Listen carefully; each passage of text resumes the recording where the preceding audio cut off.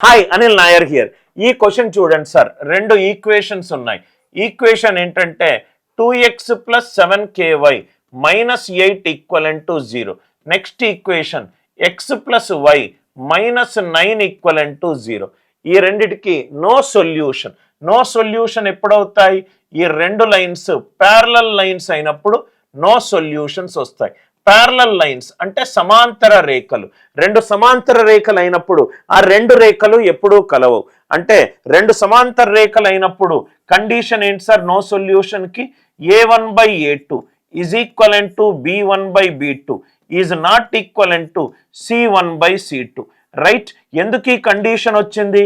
సమాంతర రేఖలకు వాటి వాలులు సమానంగా ఉంటాయి. Slopes are equal.